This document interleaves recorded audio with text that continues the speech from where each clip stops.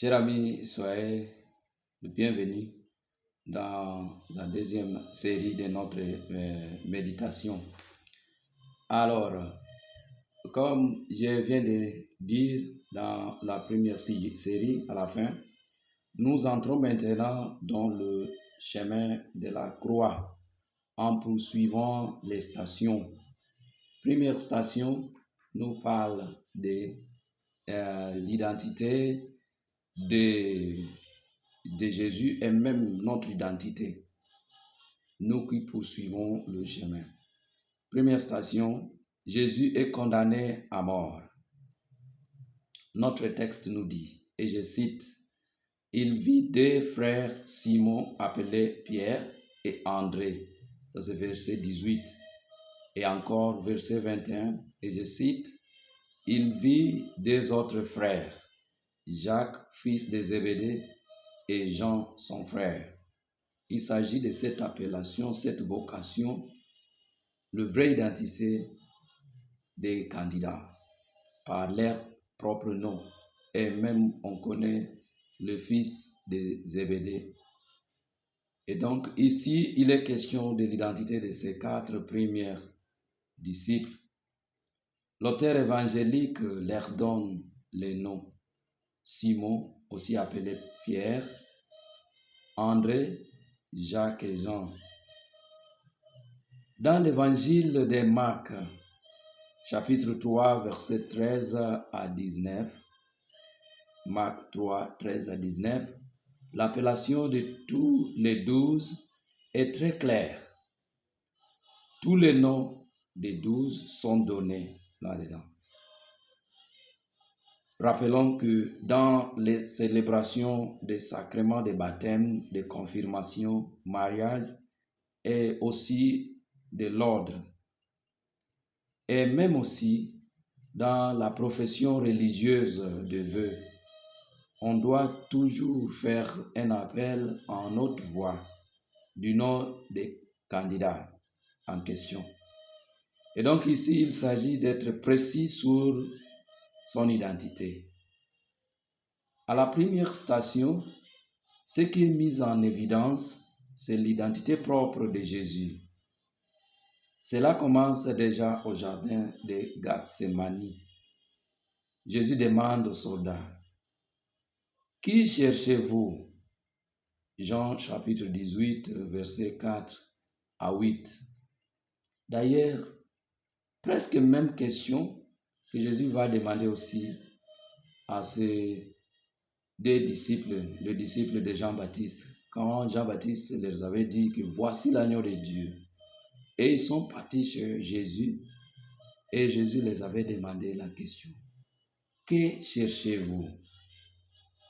Si aux soldats, il demande qui cherchez-vous, ça veut dire que son identité. Pour ses disciples, il demande que cherchez-vous, qui n'est pas l'identité.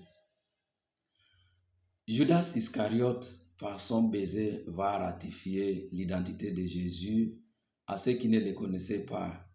Marc chapitre 14, versets 44 à 45. La question de son identité sera dévoilée.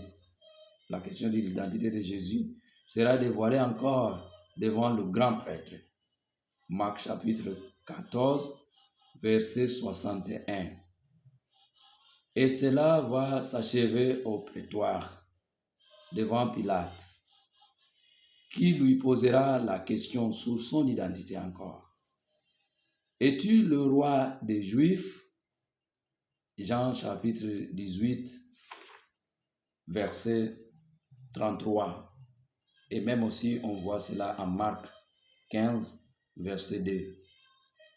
En s'adressant à la foule, Pilate va demander, « Lequel voulez-vous que je vous relâche, Barabbas ou Jésus qu'on appelle le Christ ?» Encore, la question qui se joue, c'est l'identité de Jésus. Matthieu chapitre 27, verset 17.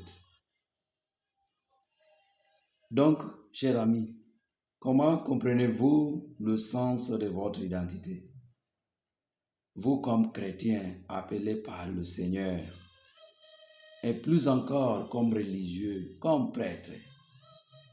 Bien sûr, dans le discernement de votre identité viennent ou surgissent beaucoup d'autres difficultés, des défis, des blocages même.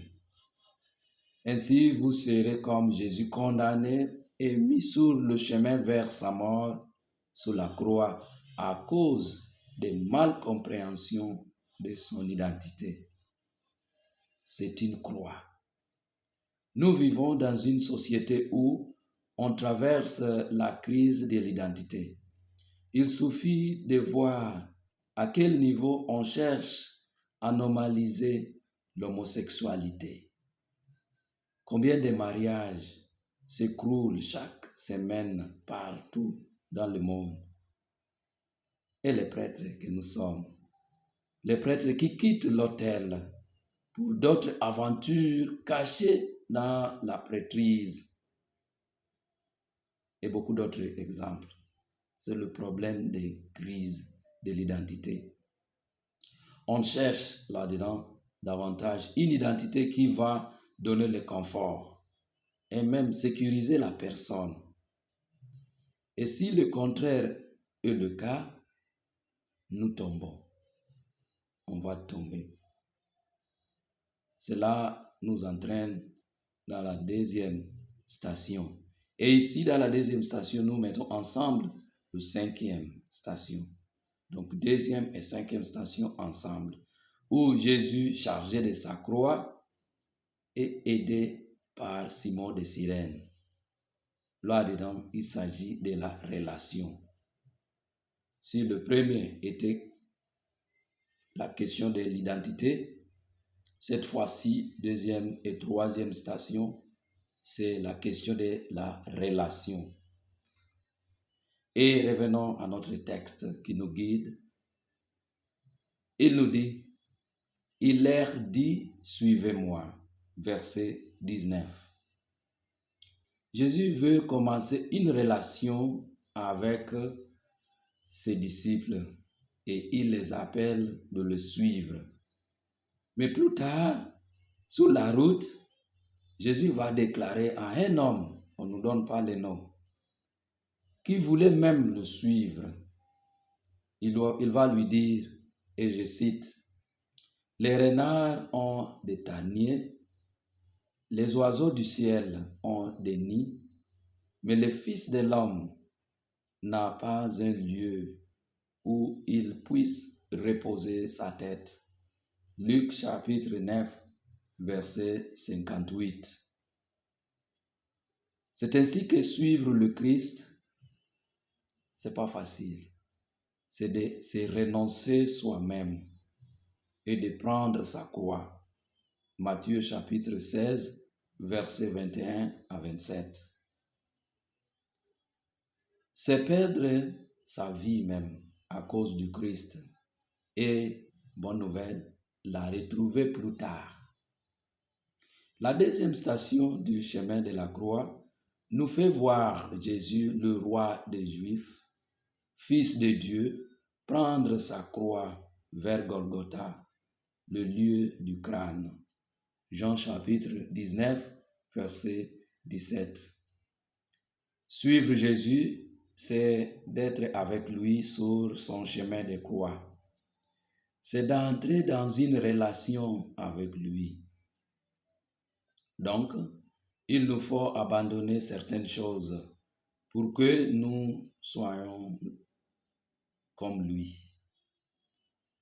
En ce qui concerne la relation, nous rejoignons cette deuxième station avec la cinquième station, où Simon de Cyrène aide Jésus à porter sa croix. D'ailleurs, pourquoi on doit suivre le Christ? Pourquoi vous suivez le Christ? C'est pour répondre à son appel. Et c'est quel appel? L'appel de Jésus est que nous soyons comme le Père. Ça veut dire quoi? Ça veut dire que nous regagnons encore notre vraie image. Nous sommes créés à son image, l'image de Dieu.